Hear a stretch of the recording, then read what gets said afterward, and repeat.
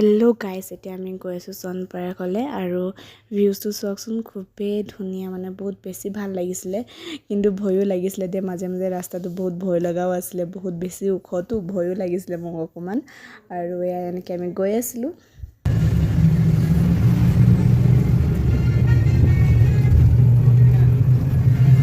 ৰাতি 12টা বজাৰ পৰা আৰু এতিয়া 1:39 হৈ গ'ল।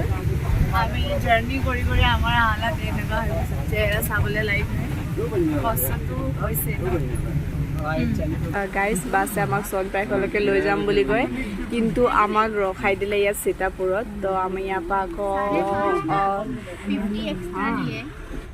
যাব লাগিব এক্সট্ৰাকৈ, আৰু তালৈকে চাগে বাছ যোৱা নাই, সেইকাৰণে আমাক ইয়াত ৰখাই দিলে। ইয়াৰ পৰাহে আমি এতিয়া যাম চনপাৰাকলৈ। আমাৰ আকৌ পাৰ পাৰ্চন 50কে লৈছে, এহেঁতি বহি আছে।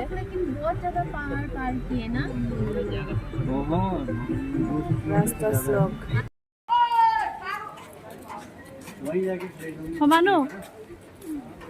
क्योंकि अल्टीमेटली हम लोग को सुबह भी वहीं पहुंचना है, इससे बेटर ही वहीं स्टे कर लेंगे।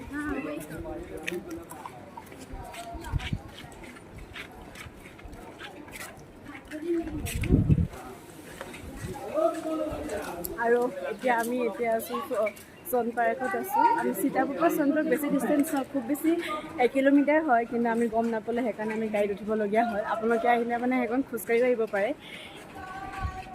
এতিয়া তাকে ভাবি আছোঁ আমি গৌৰীকুণ্ডত থাকোঁ নে ইয়াত থাকোঁ, চাই লওঁ আমি ক'ত থাকোঁ। আৰু ৰেইনকোট আপোনালোকে নানিলেও ইয়াত এভেইলেবল ৰেইনকোট আছে।